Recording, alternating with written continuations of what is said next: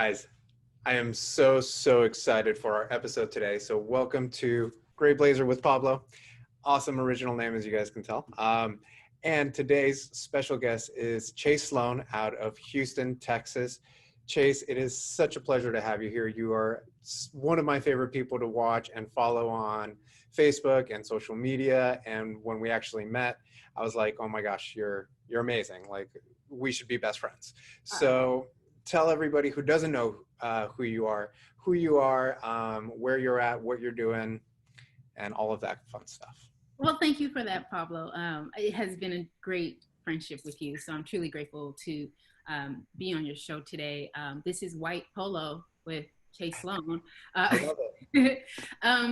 Yeah, so I may have forgot the question, but I'm Chase Sloan. I'm a real estate professional here in Houston, Texas with Keller Williams Realty. I am an investor, overall giver, a philanthropist, and as I like to tell everyone, a friend. So that kind of sums all that up. That's awesome. That's awesome. And Chase, one of the things that you're super passionate about is not only the Keller Williams Young Professionals chapter, which you're the president of, but also Keller Williams Kids Can.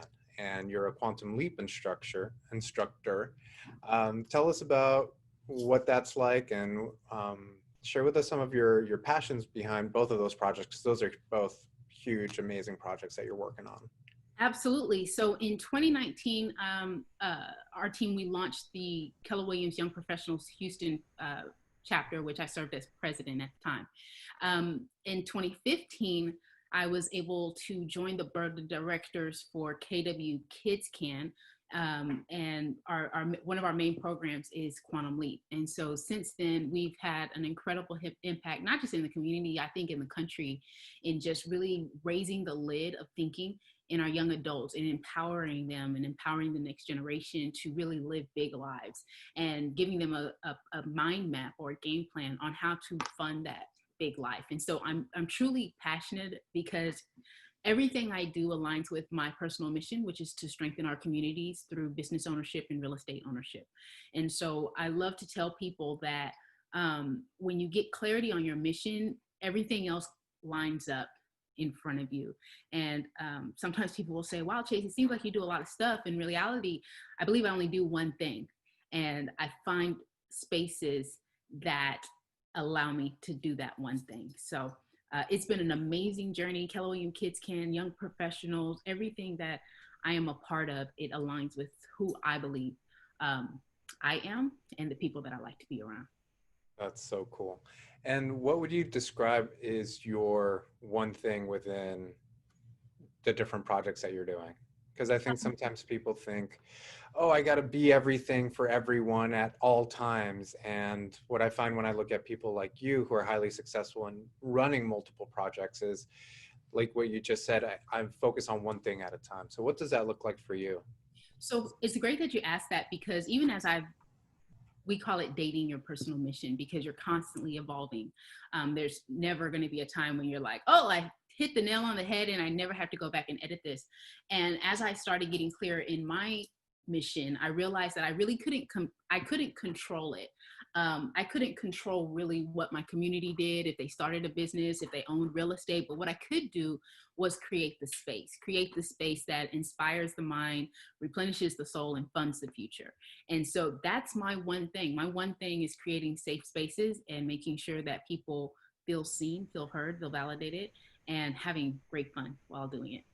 I love that. I love that. And that's one of the things I have to say I really, truly admire about you is the way that I see you dealing with adversity and the obstacles that we all deal with is always with a smile. It's always with, okay, how can I attack this with the most positive mentality? So I appreciate you sharing that.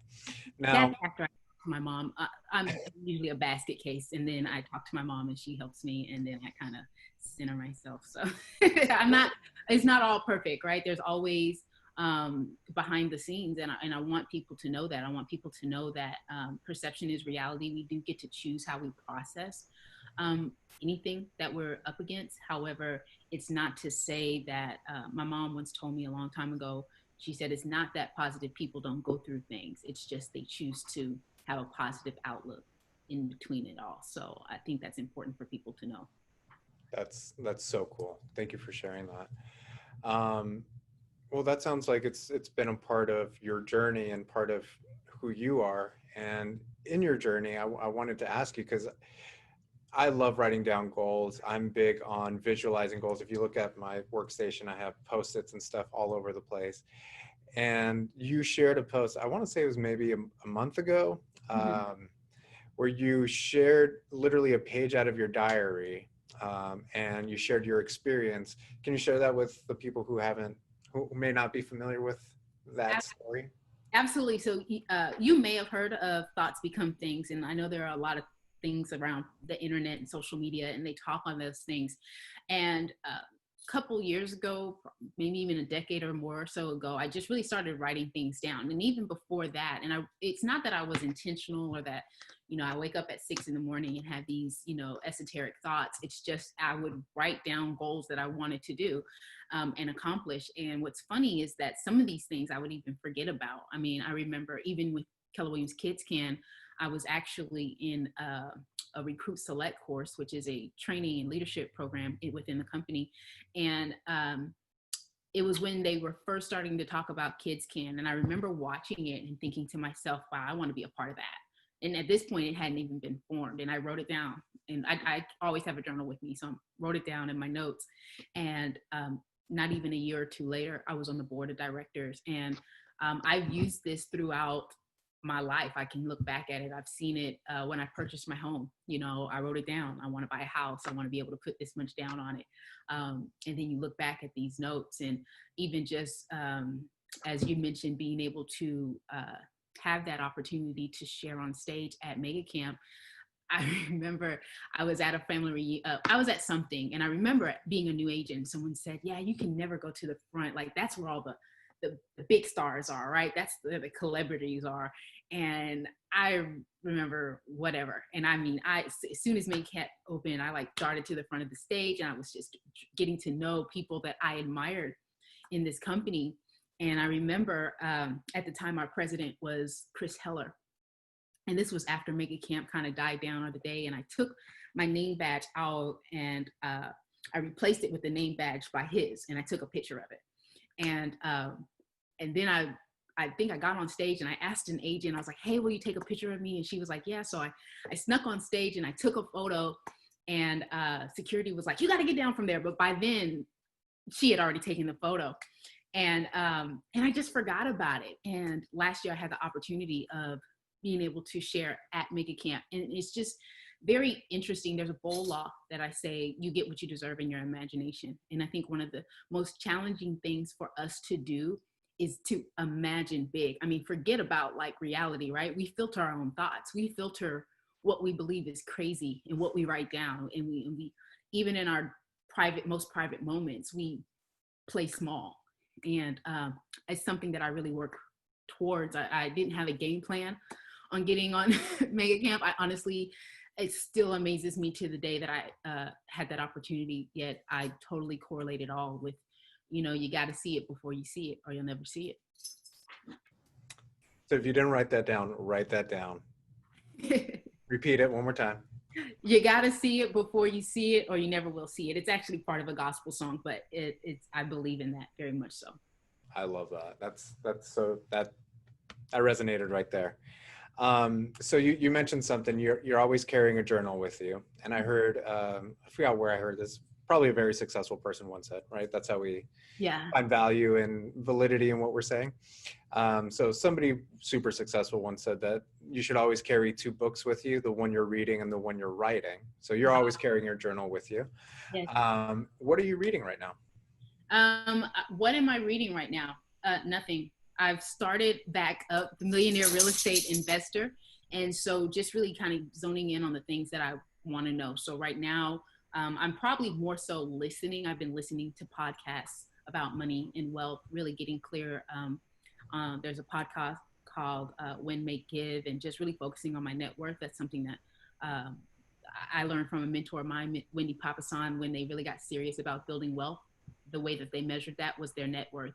And so I've been listening to things that align with that. And I'd honestly it's podcasts and MREI right now, the Blue Book.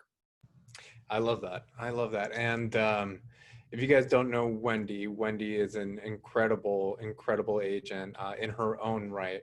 She also happens to be married to Jay Papasan, who helped write The Millionaire Real Estate Agent. So, she had to go out and Kind of know what they're talking about, you know. right? Yeah, Yeah, they yeah, may have done it once or twice. a couple times maybe. Um, that's great. That's great. So, always feeding your mind, podcasts. That's great. And 2020 has been a dumpster fire, right? Yeah, To say the least. yeah. It's been very different, and there's been a lot of things happening, a lot of things that have been coming up. As a leader and as somebody that people look up to inside of our community, how do you wade through all of the adversity? How do you handle it? And how do you continually show up day in and day out? I think that number one, well, our language is everything, right? So 2020 has definitely been interesting. There's a lot of things that have come our way, and I don't want to downplay or minimize what's happened this year. And yet, there are things that, if we take a step back, I always say, how has your personal life been impacted? Because it allows you to stay not president, but allows you to stay present in really kind of ward off sniops, right? Other people's opinions, right? And so one thing is like, number one, like feeding yourself, self-care, like making sure that you're okay. So I am working from home, and it's actually been great because I've been able to connect with people just like you by Zoom, clients as well. I'm not in traffic every day. I'm very grateful for that. I get a chance to do more kind of self-care things like going on walks or going to the park or just relaxing and resting. And so the first thing that I believe you have to do is you have to center yourself, because otherwise you're not really living what you're speaking. And then the second thing is you have to listen to the people that you serve, pay attention to what's going on in their lives. I think a lot of times we speak with this certainty, and then we're not clear, and we operate in judgment of why somebody may not be showing up or doing something in real life. They have things going on.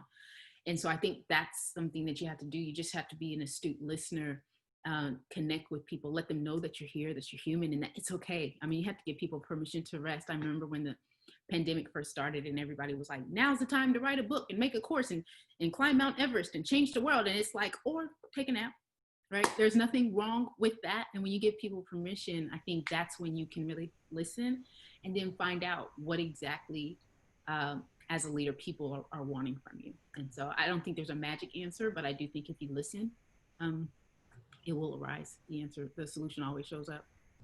I think you touched on the magic answer, and that's naps. Because I Listen, love naps. I I have love a new niece and she's about 8 months old, and I'm trying to convince her, like, baby, these naps are it. You don't want to miss these. Like, take your they're nap. everything.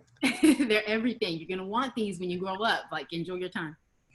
And you touched about the virtual business model, right? So it's not only something that's been affecting us as agents, it's been affecting everybody in all different industries. So how have you seen it change within your business and the clients that you're serving, as far as what they're looking for, how their needs have changed, and how do you, so sorry, two-part question, and how do you see your business continuing to change and evolve down a more virtual road?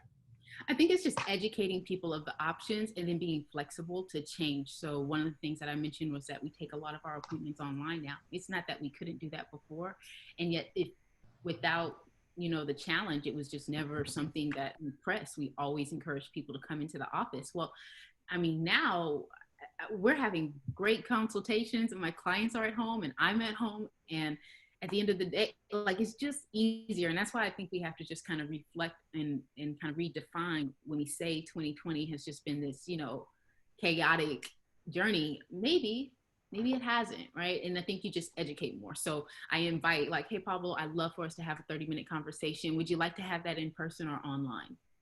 9 out of 10, they're going to say online. And then we just do more, just to kind of step up and just make sure that people are reminded that, hey, we're still selling real estate. Real estate is still doing great. There's still huge opportunities, and we're here to help. And sometimes that's as simple as letting your neighbor know who fixed your fence, right? So it's kind of like that. You guys see Legend. Yeah, we can say hi to Legend. Legend. We're not going to get him started. You might take over the call. Oh, I miss my black lab. So I'm always like looking at pictures of Legend and just like admiring Well, yeah. it. So from all of our conversations together, I've always gotten the sense that the way that you lead and the way that you perceive leadership is really from a servant mentality. Yes. And that comes across. So how would you define leadership, and what do you look for in the leaders that you choose to follow? I look for myself. I believe visibility matters. And so I desire to see someone that I would like to grow into. And I think it's important, absolutely, that leadership is servants, being a servant. At the end of the day, that's just really what it comes down to. It's also being authentic. It's being transparent. It's being able to call a spade and say that, hey, no, it's not right. It's not working. This is messed up. My agents aren't, pulling stuff out of thin air. I think that, leadership, we attach it to this title. And at the end of the day, whether you have it or not, how you show up matters. And so, before you even elevate or grow within a role or company or anything like that, you're a leader by the way that you show up, by the way that you carry yourself, by the way that you interact with other agents, by the way that you treat the co-op agent on the other side of the transaction. When you have meetings, are you on time? Do you sit in the front of the room? Do you give back? Are you willing to help? These are all simple ways of being a leader. For the people that, and my definition of a leader is constantly evolving, because it's not so much the person that's in the spotlight. I'm very big on character. I believe that you teach people how to treat you. So I don't tolerate foolishness. A couple of years ago, I used to call it the block ministry, but I do have it. And regardless of what your role is, what your title is, if you come at me sideways, I will remove you from my life, because I do believe that we control who we give access to in our lives. And a lot of that connects to the stress that we may personally be going on through, right? Because we're connected to people that just don't add value to our lives. And so I think having those standards, and then also Johnny G, our KWIP manager, he shared with me one time, he said, you really have to evaluate if the spaces drain you or engage you, if they propel you, right? So I'm constantly looking at that and just learning to really answer myself or ask that honest question, like, hey, is this filling my bucket or is it draining me? And so all of that combined equals to how I believe a leader shows up, and then what I look for in my leaders. And I'm definitely the type of person where if you're not nice to the waiter, we probably won't be friends, right? Because I used to be a waiter actually before I got into real estate. And so I absolutely see myself there. And I just think it's really simple. I think we make it complicated, but it's not.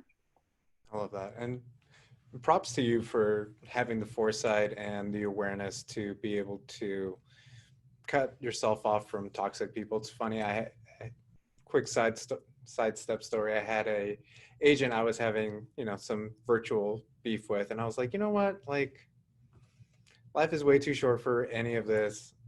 No. I do not want the way somebody else is showing up to determine the way I show up. Absolutely. So I'm going to show up to my best way possible and just completely disengage. And absolutely, because we get that, we talk about, like, the scripture, above all things, guard your heart, right? I think you got to guard your heart, your eyes, your ears. We operate in a virtual world, social media. I mean, you don't have to be connected to people that are going to get you riled up at the end of the day. You just don't, period, and it doesn't mean that everybody has to think the same, but we will respect each other, or you will just watch from a distance. So it's just, I believe that's taking your power back. And I think if we do more of that, then people will test you a little bit less. So I think that, yeah, you just gotta, and that came from experience, right? Because I've also been on the flip side of that, where I had a lot of people in my life that were causing me anxiety, stress, and depression, and just mental health, and all of these things. And at the end of the day, none of those things and none of those people are going to be there to pull you out of those dark spaces. So what's the one thing that you can control? I like that. And as a servant leader, you touched on it. How do you fill your bucket? What are the things that fill you up, that keep you energized, that give you, the return for you to be able to go out and then pour into others? So that's a great question. And number one is making sure that it's something that's aligned with my mission. So we talked about like, how do you choose one thing? I'm sure you get a lot. People want you to be a part of something, or they want you to, hey, join this, or can you help me with this? And so I've learned to start looking like, how does this align with my mission? And am I going to be able to be inspired by it? And so I surround myself that, and the people that I love to get into spaces. I love to get in the rooms with conversations with people that I admire. I've had an opportunity to be a part of the social equity task force. And I remember when I saw who was going to be heading that, John Clyde and Kimber Mankiti. These are people that I look up to, legit. Like, you talk about writing something down. I just actually written down and shared with a colleague that, wow, I'd love to work with Kimber. That's the type of stuff I look for. I don't want to be the smartest in the room. Not that I, am or have felt like that, but just I want to make sure I'm a small fish in a big pond. I always want to be stretched. That keeps me excited about being able to give big and say yes. And I like big visions. I like to be able to think and believe that what I'm doing will make a difference. So That's awesome. Okay, next question. okay. What animal do you identify with the most? Mm. Mm. I don't. I don't know. So I guess I should just make up an animal. You got to make up an animal. I'm gonna say a panda. A panda. Yes. I love pandas. Tell me why pandas. I just like them, and I like the bad panda memes, and I like the idea of pandas. And I don't know if I've ever seen a panda, but I'm pretty sure there's something excellent about pandas that we should all appreciate. And so that's who I'm going to call. I'm going to panda for 500. And if you guys are watching this and you haven't YouTube searched pandas on a slide, you're welcome. There's hours of fun right there. And Chase, to close us all out, what advice do you have for the other young leaders, the other trailblazers out there that may feel confined in where they are, or may feel lost in their journey and are looking for someone to follow, not necessarily in their footsteps, but to guide them along their path? So what advice do you have for them? Serve first. So if that's something that you want to do, you have to show up. Being a QL instructor, quantum leap instructor, this is a course that I taught once a quarter, very frequently. And this is a donation of time because of something that I believe in. So when things happen, or people that you admire do something, show up to it, because at the same time, that's generally when you have access to them at an unprecedented level. And I said we were going to retire that word, but that's when you have access to people. And I think it's very selfish when you don't show up, but yet you expect people to donate their time. And so I'm going to say and challenge young leaders to get involved and raise your hand and find out how you can help or serve or connect or contribute. I remember when I was in college, I stumbled along a couple of connections and I ended up working on a movie set. And I remember I didn't know anything about it. I didn't go to film school. This is not something that I tried to do. And yet I just liked the opportunity. And when I was there, it was like anything I could hear that a person needed, I was on it. I didn't even ask questions because I didn't want to be a bother. I would find out, like, you'd say, well, Chase, I need a mask. And I'd go to the back and I'd be like, he says he needs a mask. What's the mask? Where do I find masks? Right? Because I just wanted to be of value. I think that we're missing that. A lot of people are not understanding that you have got to show up first.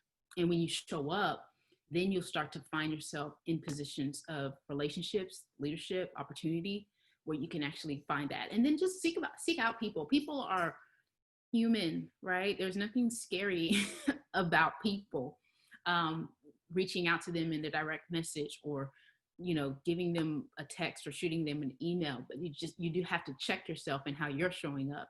And then asking, like, hey, what am I bringing to this person outside of a list of demands and requests? one of the reasons why I believe I'm able to have the impact that I have is because I've been able to serve in a lot of capacities. And therefore, I feel like I've earned my right to have an opinion. Not that my opinion wasn't valid before, but it's kind of like the person that has all of the complaints and none of the solutions. And so, if you're new to anything, if you're new to adulthood, the 20s, real estate, careers, CEO, whatever it is that you're doing, show up. Show up and don't be afraid to ask. That was the other thing. Oh man, You just said that. you've got to know what it looks like. I mean, to the person that doesn't know what they want, everything looks like an opportunity.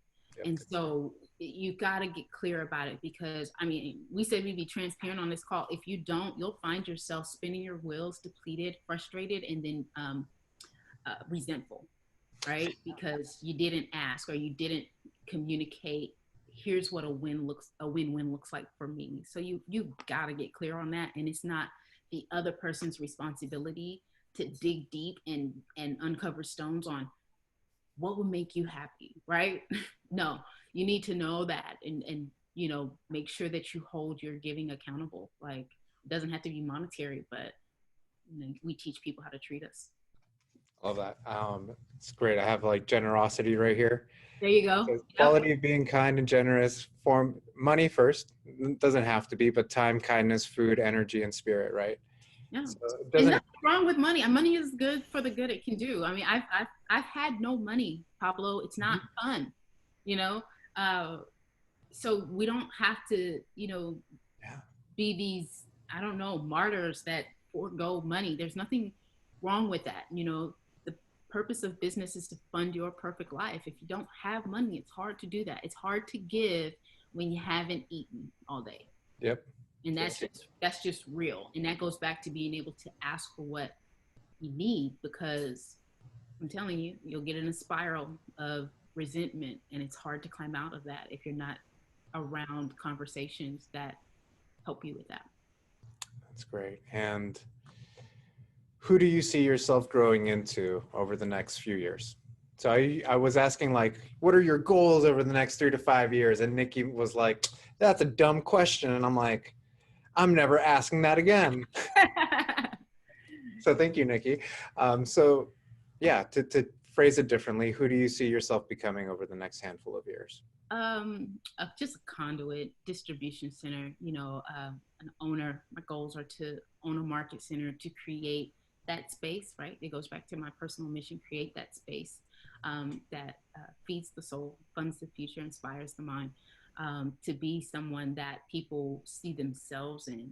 I always say, in my highest and best self. So that's constantly evolving. In my highest and best self, this is what I would like for this to look like. And so I probably don't have a clear answer. However, I desire to trust myself, to love myself, to give myself extreme grace, to love my family, love on them hard, and make sure that they know that they are high priority in my life, and to just be somebody in the community that people can see themselves in and can relate to and aspire to. So, I mean, if it's all said and done, if I create that space, then I'm very happy.